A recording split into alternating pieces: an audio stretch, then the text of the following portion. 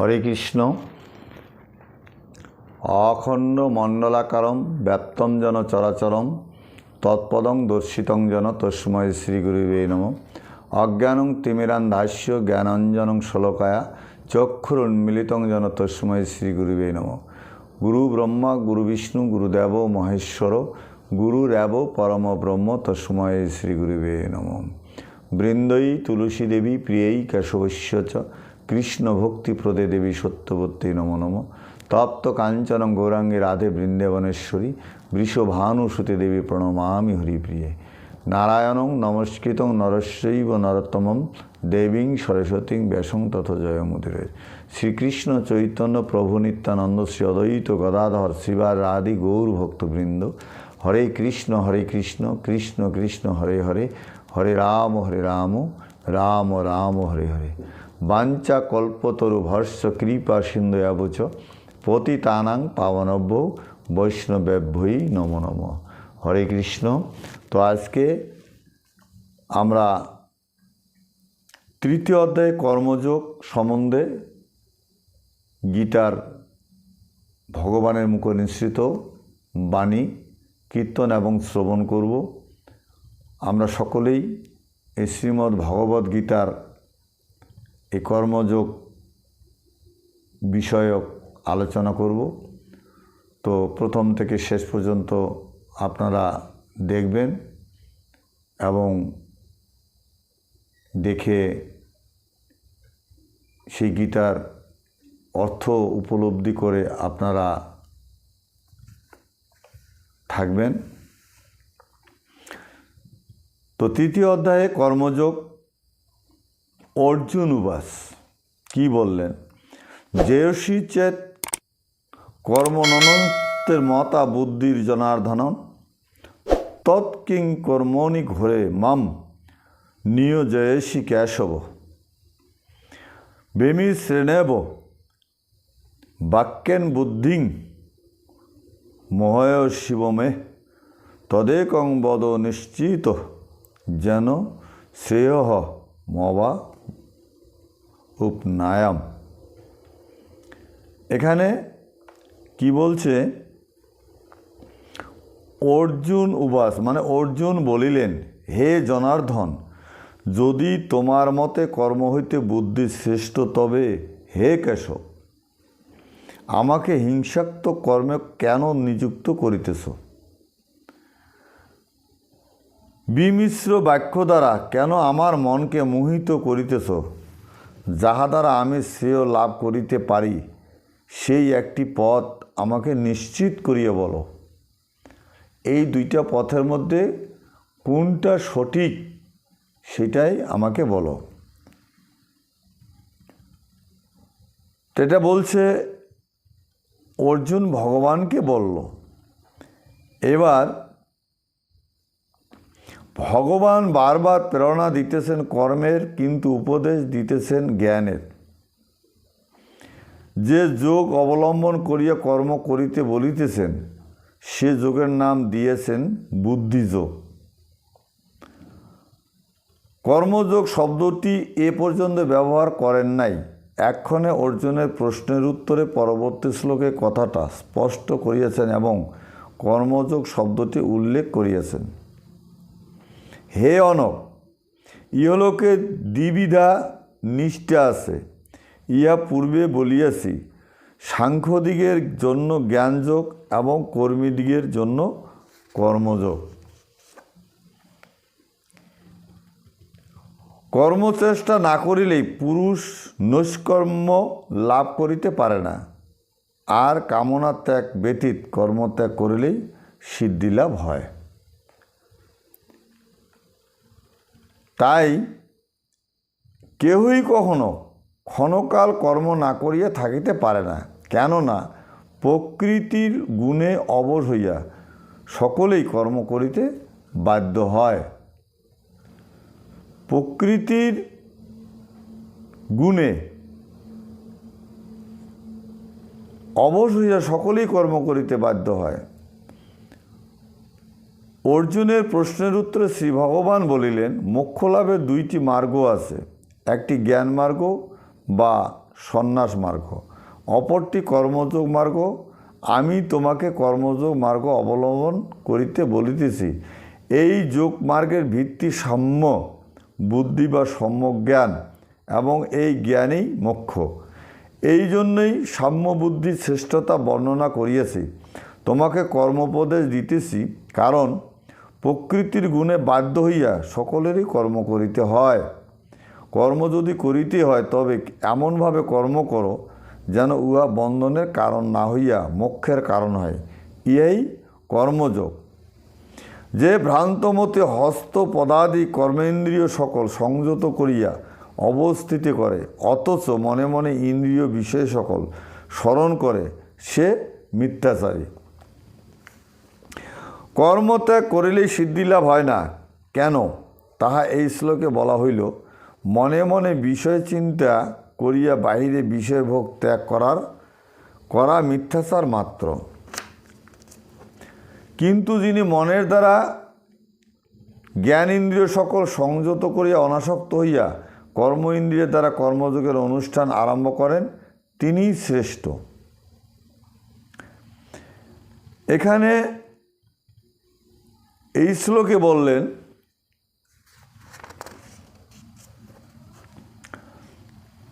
যজ্ঞার্থং কর্মণ হনত্র লোক হয়ং কর্মবন্ধন তদার্থং কর্ম কন্তীয় মুক্ত সঙ্গ সমাচার।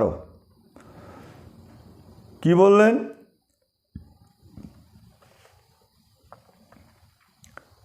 কেবলং শাস্ত্র মাশ্রিত ন কর্তব্য বিনির্ণয় যুক্তিহীন বিচারেন ধর্মহানি প্রজায়েতে। স্বয়ং ব্রহ্মাও যদি অযৌক্তিক কথা বলেন তবে তাহা তৃণবৎ পরিত্যাগ করিবে। আবার বললেন,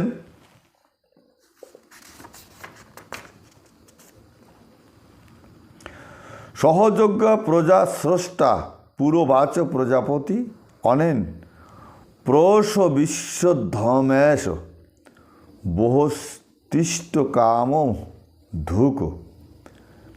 এখানে বলেন, সৃষ্টির প্রারম্ভে প্রজাপতি যজ্ঞের সহিত প্রজা সকল সৃষ্টি করিয়া বলিয়াছিলেন, তোমরা এই যজ্ঞ দ্বারা উত্তরোত্তর বর্ধিত হও, এই যজ্ঞ তোমাদের অভীষ্টপ্রদ হোক। এই কথাটাই বললেন। পূর্বকালে প্রজাপতি যজ্ঞের নিমিত্ত চাতুর্বর্ণের কর্মসমূহ কেবল চাতুর্বর্ণের সৃষ্টি করিয়াছেন।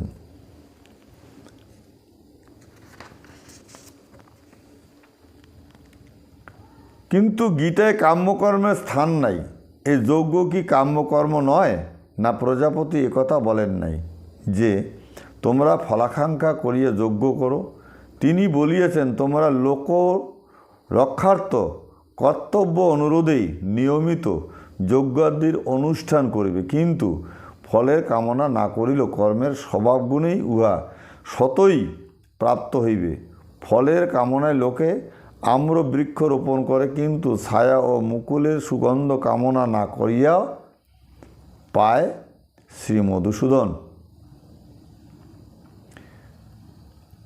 এই যজ্ঞ দ্বারা তোমরা দেবগণকে ঘৃতাহুতি প্রদানে সংবর্ধনা করো। সেই দেবগণও বৃষ্টাদি দ্বারা তোমাদিগকে সংবর্ধিত করুন।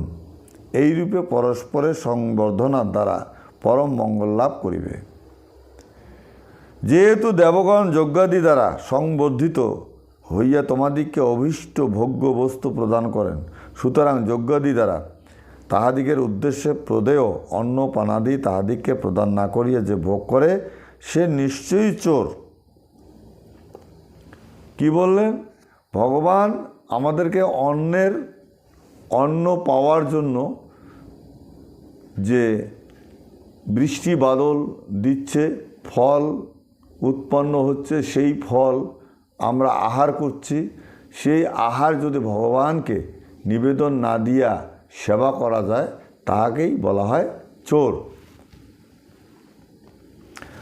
যজ্ঞ শিষ্টা নিঃসীন সন্ত মুচ্যন্তে সর্ব ক্লিবিশ্বই ভুঞ্জয়তে তে তহাং পাপা যে পশ্চাত্য কারণত।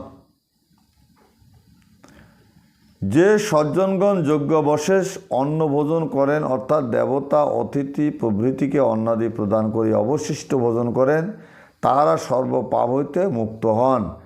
যে পাপাত্মারা কেবল আপন উদর পূরণার্থ অন্ন পাক করে, তাহারা পাপ রাশি ভোজন করেন। এটাই শাস্ত্রে বললেন। যাহা ভগবানকে না দিয়ে সেবা করা হয় তাহাই পাপ, আর যাহা ভগবানকে নিবেদন করে প্রসাদ পাওয়া হয় তাহাই পুণ্য কর্ম এবং ভগবান সন্তুষ্ট হন। প্রাণী সকল অন্ন হইতে উৎপন্ন হয়, মেঘ হইতে অন্ন জন্মে, যজ্ঞ হইতে মেঘ জন্মে, কর্ম হইতে যজ্ঞের উৎপত্তি, কর্ম বেদ হইতে উৎপন্ন জানিও। এবং বেদ হইতে পরব্রহ্ম হইতে সমভূত, সেই হেতু সর্বব্যাপী পরব্রহ্ম সদা যজ্ঞের প্রতিষ্ঠিত হয় আছেন। এইরূপে প্রবর্তিত জগৎচক্রে যে অনুবর্তন না করে, অর্থাৎ যে যজ্ঞাদি কর্ম দ্বারা এই সংসার চক্র পরিচালনে সহায়তা না করে, সে ইন্দ্রিয় সুখাসক্ত পাপ জীবন, হে পার্থ, সে বৃথা জীবন ধারণ করে। যজ্ঞ হইতে বৃষ্টি, ইহা অবশ্যই ঠিক বৈজ্ঞানিক সত্য নয়, তবে মনে রাখিতে হইবে জলীয় বাষ্প ও যজ্ঞীয় বাষ্প উভয়ে মেঘ। স্থূল কথা এই দেবগণ বৃষ্টাদি দ্বারা নরলোকের হিত সাধন করেন, সুতরাং মনুষ্যের কর্তব্য দেবলোকের পুষ্টি সাধন করা, তাহার উপায় যজ্ঞানুষ্ঠান। কারণ দেবগণ হরির ভুজি। অবশ্য যাহারা দেবতা ও দেবলোকে বিশ্বাসবান নহেন, তাহাদের নিকট এই শ্লোকগুলি বিশেষ মূল্য নাই, কিন্তু দেবতত্ত্ব গীতায়ও স্বীকৃত। তাহারা প্রকৃতিতে ভগবানেই শক্তি। গীতায় অন্যত্র যজ্ঞাদি প্রশংসা আছে, সুতরাং বিষয়টির সম্যক আলোচনা আবশ্যক। গীতায় যজ্ঞতত্ত্ব বলছিলেন এবং গীতায় যজ্ঞ বিধিও বলছিলেন।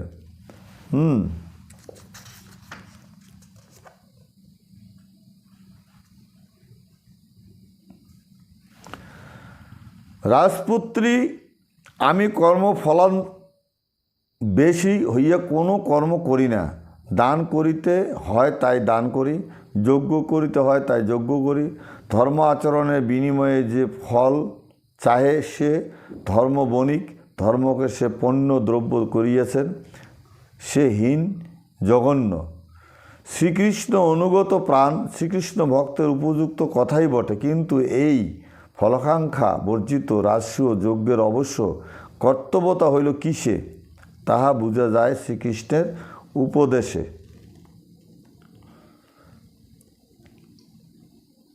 কামনা ও অহংকার বর্জনেই উহার প্রধান কথা। বন গমনোন্মুখ শোক কাতর ধর্মরাজকে শ্রীকৃষ্ণ বলিতেছেন, বিষয় ত্যাগে কামনা ত্যাগ হয় না। বনে যাইও না, অনাসক্তভাবে রাজধর্ম পালন করো। সাত্ত্বিক যজ্ঞ দান তপস্যাদি চিত্ত শুদ্ধিকর কর্ম দ্বারা কামনা ত্যাগের চেষ্টা করো। রোগানুযায়ী ঔষধের ব্যবস্থা, এ তো গীতারই কথা। সুতরাং গীতোক্ত ধর্মের সহিত কোথাও অসামঞ্জস্য নাই, কিন্তু ঈদৃশ অশ্বমেধ যজ্ঞ অপেক্ষাও যে বিশুদ্ধ ত্যাগ লক্ষণ নৃযজ্ঞাদির শ্রেষ্ঠতা কম নহে। মহাভারতকার সুবর্ণ নকুল উপাখ্যানে তাহাও দর্শন করিয়াছেন। কিন্তু যিনি কেবল আত্মাতেই প্রীত, আত্মাতে তৃপ্ত, আত্মাতে সন্তুষ্ট থাকেন, তাহার নিজের কোনো প্রকার কর্তব্য নাই। যিনি আত্মারাম, তাহার কর্মানুষ্ঠান কোনো প্রয়োজন নাই, কর্ম হইতে বিরত থাকারও কোনো প্রয়োজন নাই, সর্বভূতের মধ্যে কাহারও আশ্রয় তাহার প্রয়োজন নাই। তিনি কাহারও আশ্রয়ে সিদ্ধ কাম হইবার আবশ্যকতা রাখেন না।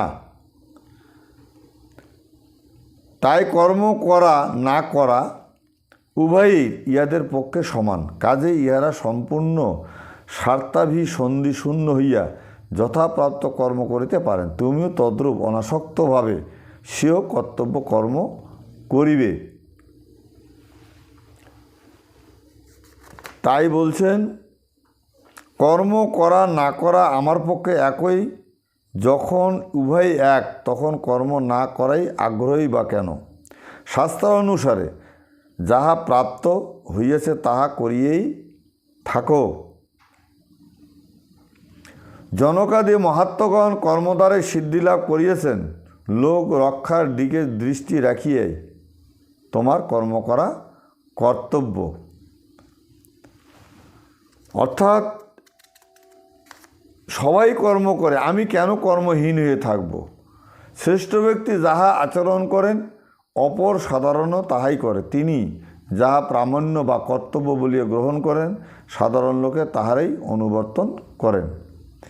জ্ঞানী ও শ্রেষ্ঠ ব্যক্তিগণ যেরূপ আচরণ করেন যাহা প্রামাণ্য বলিয়া গ্রহণ করেন, যে আদর্শ প্রদান করেন প্রাকৃত লোকেও তাহাই অনুসরণ করে। তুমি জ্ঞানী ও শ্রেষ্ঠ, তুমি স্বধর্ম প্রতিপালন না করিলে সাধারণেও তোমার অনুসরণ করিয়া স্বধর্ম ত্যাগ করিবে। ইহা স্মরণ করিয়া তোমার যুদ্ধাদি কর্তব্য কর্ম সম্পাদন করা উচিত। কর্ম ত্যাগ করা কর্তব্য নহে। সমাজের যাহারা শ্রেষ্ঠ ও জ্ঞানী সাধারণে তাহাদিগকে অনুসরণ করে। কেবল ধর্মকর্ম নহে, আচার ব্যবহার পোশাক পরিচ্ছদ কথাবার্তা সকল বিষয়ে একথা সত্য।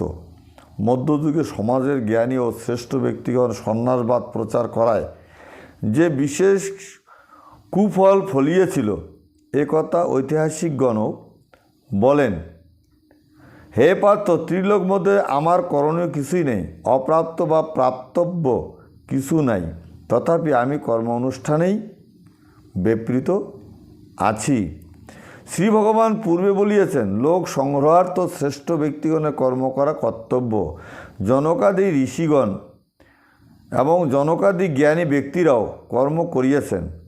এক্ষণে কর্মের মাহাত্ম্য আরও পরিস্ফুট করিবার জন্য দৃষ্টান্ত প্রদর্শন করিতেছেন। হে পার্থ, যদি অনলস হইয়া কর্ম অনুষ্ঠান না করি তবে মানবগণ সর্বপ্রকার আমার পথের অনুবর্তী হইবে, কেহই কর্ম করিবে না। যদি আমি কর্ম না করি তাহা হইলে এই লোক সকল উচ্ছন্ন হইয়া যাইবে।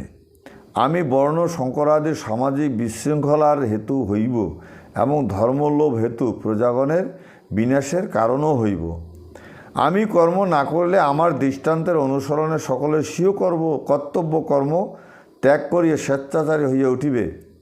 স্বেচ্ছাচারের সাংকর্ষ ও বিশৃঙ্খলা অসম্ভাবী। সামাজিক বিশৃঙ্খলায় ধর্মলোভ সমাজের বিনাশ। সুতরাং লোক শিক্ষার্থ লোক সংহারার্থ আমি কর্ম করি, তুমি তাহাই করো।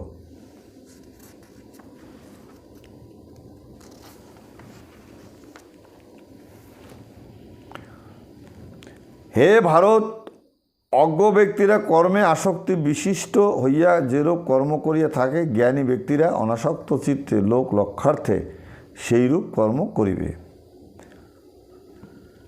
প্রায়ই দেখা যায় মুনিরা নির্জনে মৌনালম্বন করিয়া তপস্যা করেন। তাহারা তো লোকের দিকে দৃষ্টি করেন না, তাহারা তো পরার্থ নিষ্ঠ নন, তাহারা নিজের মুক্তির জন্যই ব্যস্ত, সুতরাং স্বার্থপর। অবশ্য ব্যতিক্রমও আছে। তাই বলিয়েছেন, প্রায়ণ আমাদের পরম সৌভাগ্য যে এই পুণ্যভূমি বঙ্গভূমিতেই ইহার ব্যতিক্রম ঘটিয়েছে। তাহার সাক্ষী শ্রীরামকৃষ্ণ কথামৃত। এই আত্মারাম কর্মযোগীর কর্মের ফলেই বিবেকানন্দ, মেধাধর্মী সন্ন্যাসী বৃন্দ, আবার তাহাদেরই কর্মের প্রেরণার ফলে রামকৃষ্ণ মিশন ও অন্য অন্য সেবা প্রতিষ্ঠান, নগরে পল্লীতে তীর্থক্ষেত্রে সেবাশ্রম নিয়ত, নারায়ণ সেবা, আর্থপীড়িত দুঃখ দৈন্যগ্রস্ত শত সহস্র জীবের কল্যাণ সাধন ইহার লোক সংগ্রহার্থেই অন্তর্গত হইয়াছেন।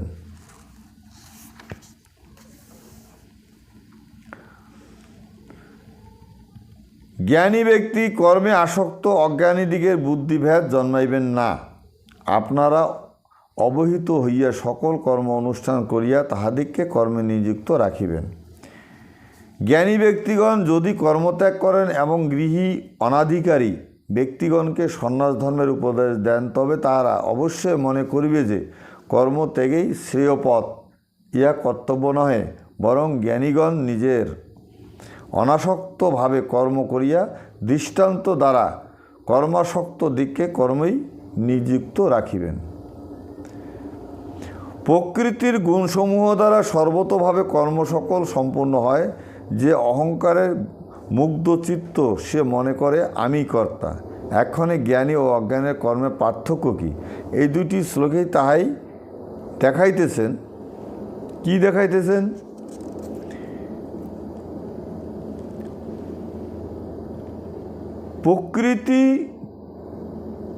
প্রকৃতি কি? সাংখ্যমতে জগতের পরিচ্ছিন্ন নির্বিশেষ মূল উপাদানই প্রকৃতি। বেদান্ত মতে পরব্রহ্মের মায়াশক্তি বা সৃষ্টিশক্তি প্রকৃতি। এই প্রকৃতি ত্রৈগুণ্যময়ী, সত রজ তম। এই ত্রিগুণের সাম্যাবস্থায় প্রকৃতির বৈষম্যাবস্থায় ত্রিগুণ। প্রকৃতির পরিণামেই এই বিচিত্র জগৎ। মন, বুদ্ধি, দেহেন্দ্রিয়াদি প্রকৃতিরই পরিণাম। বিষয়ের সহিত মন, বুদ্ধি, ইন্দ্রিয়াদির সংযোগেই কর্মের উৎপত্তি। কর্ম প্রকৃতির দ্বারাই সম্পূর্ণ হয়। পুরুষ বা আত্মা উহা হইতে স্বতন্ত্র, তিনি সাক্ষীস্বরূপ নিষ্ক্রিয়, অকর্তা। যিনি আত্মাকে প্রকৃতি হইতে পৃথক বলিয়া জানেন, তিনি তত্ত্ববিদ। যিনি জানেন আমি কিছুই করি না, তিনি প্রকৃতিকেই আত্মা বলিয়া মনে করেন, তিনি মূঢ়। এই প্রকৃতিতে অর্থাৎ দেহ, মন, ইন্দ্রিয়াদিতে যে আত্মাভিমান, ইহাই অহংকার। যিনি অহংকারে মুগ্ধচিত্ত, তিনি মনে করেন আমি কর্ম করি। প্রকৃতি পুরুষ তত্ত্বের বিস্তারিত আলোচনা অপর পৃষ্ঠায় হবে। তাই তত্ত্ববিত্ত মহাবাহ গুণ কর্ম বিভাগয় গুণা গুণেষু বর্তন্তু ইতি মন্তাঃ মতা নঃ সহ্যতে। বাসনা কামনা বর্জন করা এবং আত্মা সম্বন্ধে মিথ্যা ধারণা বর্জন করা। সংসার সাগরের কাজের সহিত ব্রহ্ম নির্বাণের কোনো বিরোধ নাই। কারণ যে সকল ঋষি এই নির্বাণ লাভ করিয়াছেন, তাহারা মর জগতের মধ্যে ভগবানকে দেখিতে পান এবং কর্মের দ্বারা তাহার সহিত নিবিড়ভাবে সংযুক্ত থাকেন। কিন্তু হে মহাবাহু, যিনি সত্য রজস্তম গুণ, মন, বুদ্ধি, ইন্দ্রিয়াদির বিভাগ ও উহাদের পৃথক পৃথক কর্ম বিভাগ তত্ত্ব জানিয়েছেন, তিনি ইন্দ্রিয় বিষয়ে প্রবৃত্ত আছে ইহা জানিও কর্মে আসক্ত হন না, কর্তৃত্বাভিমান করেন না। ইন্দ্রিয়াদির সহিত ইন্দ্রিয়ভোগ্য বিষয়ের অর্থাৎ রূপ রসাদির যে সংযোগ, তাহাই কর্ম। যিনি আত্মজ্ঞানী, তিনি জানেন আত্মা নিষ্ক্রিয়, আমি কিছু করি না। প্রকৃতি অর্থাৎ ইন্দ্রিয়াদির কর্ম করে।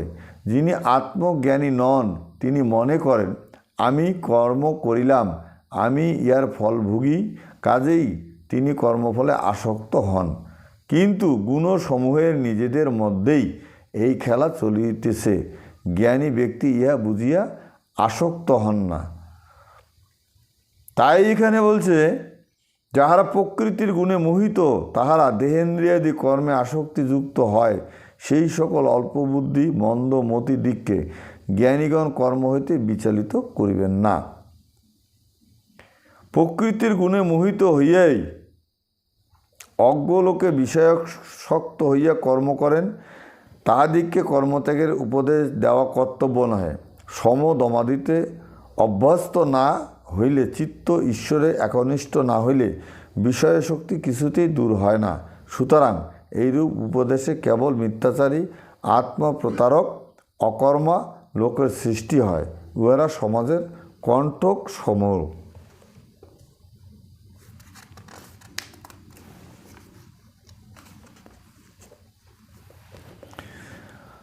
আবার বলছে, কর্তা ঈশ্বর তাহারই উদ্দেশ্যে ভৃত্যবৎ কর্ম করিতেছি, এইরূপ বিবেক বুদ্ধি সহকারে সমস্ত কর্ম আমাতে সমর্পণ করিয়া কামনা শূন্য ও মমতা শূন্য হইয়া শোক ত্যাগপূর্বক তুমি যুদ্ধ করো। এখনে পূর্বোক্ত উপদেশসমূহের সারমর্ম এই শ্লোকে ব্যক্ত করিতেছেন। পূর্বোক্ত অন্বয়ে অধ্যাত্ম চেতস্যাপত্তি সংনস্য ক্রিয়ার বিশেষণ করা হইয়াছে, তাহা না করিয়া অধ্যাত্ম চেতসা নিরাশী নির্মম ভূতা যুদ্ধস এইরূপও অন্বয় করা যায়, তাহা হইলেও বঙ্গানুবাদ হইবে। এখানে যে মানবগণ শ্রদ্ধাবান ও অসূয়াশূন্য হইয়া আমার এই মতের অনুষ্ঠান করে, তাহারও কর্মবন্ধন হইতে মুক্ত হয়।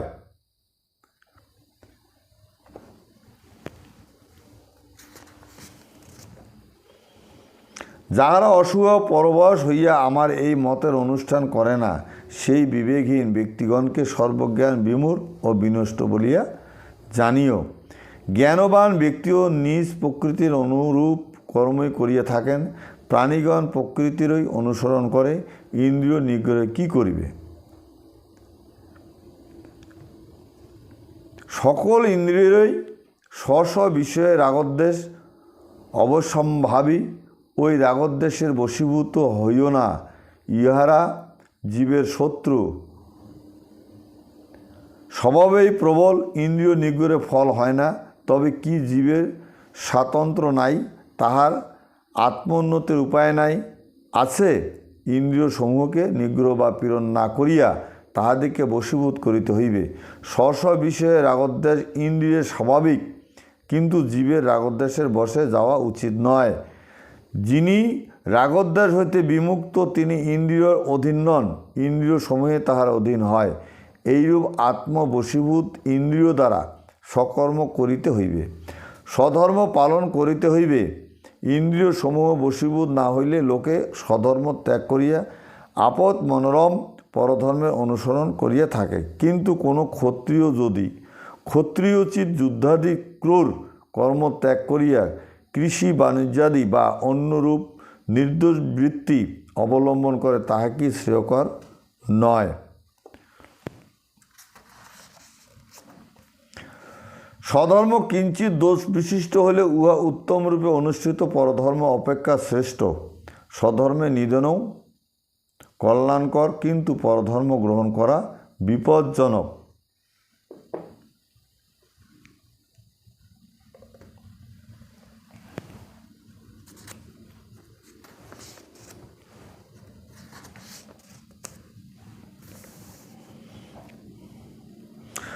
অর্জুন কহিলেন, হে কৃষ্ণ, লোকে কাহার দ্বারা প্রযুক্ত হইয়া অনিচ্ছা সত্ত্বেও যেন বলপূর্বক নিয়োজিত হইয়ে পাপাচরণ করে। তুমি বলিতেছ ইন্দ্রিয়ের বিষয়ে ইন্দ্রিয়ের রাগদ্বেষ অসম্ভাবিত, উহার অধীন হইও না। বুঝিলাম, ভালো কথা, কিন্তু ইচ্ছা না থাকিলেও কে যেন বলপূর্বক ইন্দ্রিয়ের বশীভূত করায়, মনুষ্যকে স্বধর্মচ্যুত করায়, পাপে প্রবৃত্ত করায়, কাহার প্রেরণায় এইরূপ হয়?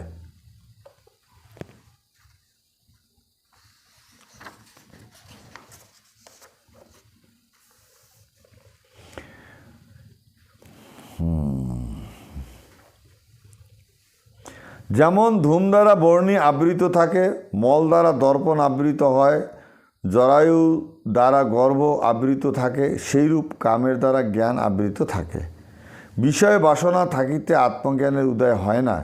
যেমন ধূম অপসারিত হইলে অগ্নি প্রকাশিত হয়, ধূলিমল অপসারিত হইলে দর্পণের সসত্তা প্রতিভাত হয়, প্রসবের দ্বারা জরায়ু প্রসারিত হইলে ভ্রূণের প্রকাশ হয়, সেইরূপ বিষয় বাসনা বিদূরিত হইলে তত্ত্বজ্ঞানের উদয় হয়, সংসারের ক্ষয় হয়। হে কুন্তীয়, জ্ঞানীদের নিত্য শত্রু এই দুষ্প্রণীয় অগ্নিতুল্য কাম দ্বারা জ্ঞান আচ্ছন্ন থাকে। ইন্দ্রিয় সকল মন ও বুদ্ধি ইহারা কামের অধিষ্ঠান বা আশ্রয়স্থান বলিয়া কথিত হয়। কাম ইহাদিককে অবলম্বন করিয়া জ্ঞানকে আচ্ছন্ন করিয়া জীবকে মুগ্ধ করে। অর্থাৎ জীব ভগবানের কথা ভুলে যায়। হে ভরত শ্রেষ্ঠ, সেই হেতু তুমি অগ্রে ইন্দ্রিয় সমূহকে বশীভূত করিয়া জ্ঞান বিজ্ঞান বিনাশী পাপস্বরূপ কামকে বিনষ্ট করো, পরিত্যাগ করো। কাম প্রবল শত্রু, ইন্দ্রিয়াদির উহার অবলম্বন বা আশ্রয়স্বরূপ। তুমি প্রথমে কামের অবলম্বন স্বরূপ ইন্দ্রিয়দিকে জয় করো, তবেই কাম জয় করিতে পারিবে। ইন্দ্রিয় সকল শ্রেষ্ঠ বলিয়া কথিত হয়। ইন্দ্রিয় সমূহ অপেক্ষা মন শ্রেষ্ঠ, মন অপেক্ষা বুদ্ধি শ্রেষ্ঠ, বুদ্ধি হইতে যিনি শ্রেষ্ঠ তিনি হলেন আত্মা। হে মহাবাহু, এইরূপে বুদ্ধির সাহায্যে বুদ্ধিরও উপরে অবস্থিত পরমাত্মা সম্বন্ধে সচেতন হইয়া আমাকে আত্মশক্তির প্রয়োগেই ধীর ও নিশ্চল করো এবং দুর্নিবার শত্রু কামকে বিনাশ করো।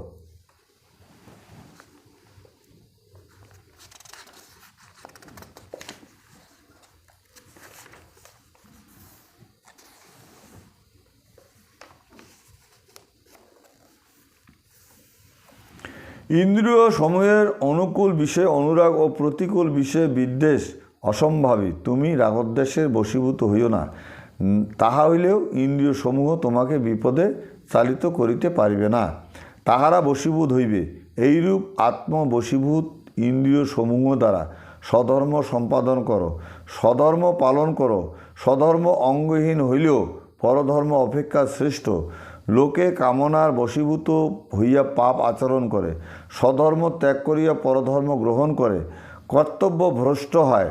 কামনাই সকল অনর্থের মূল, উহা দুষ্পূরণীয় ও দুর্জয়, শ্রেয়মার্গের পরম শত্রু। মন বুদ্ধি ও ইন্দ্রিয় উহার অধিষ্ঠান ভূমি। সুতরাং তুমি বুদ্ধিরও উপরে অবস্থিত পরমাত্মা সম্বন্ধে সচেতন হও। ইন্দ্রিয় সকল সংযম পূর্বক আত্মাকে জ্ঞানের প্রয়োগেই নিশ্চল করিয়া আত্মনিষ্ঠ হও। পরমেশ্বরে চিত্ত সমাহিত করো, তাহা হইলে কামনা জয় করিতে পারিবে, নিষ্কাম কর্মযোগ সাধনে সিদ্ধিলাভ করিতে পারিবে।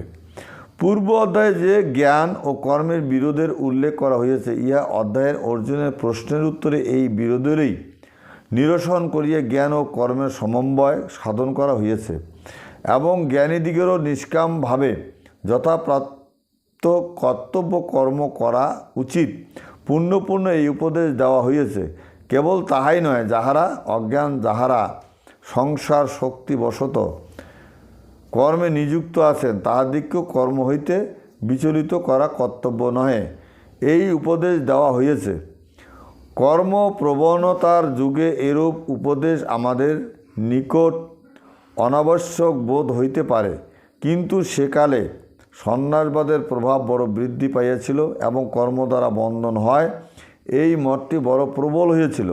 উহাতে লোক সমাজের অনিষ্টের সম্ভাবনা ছিল।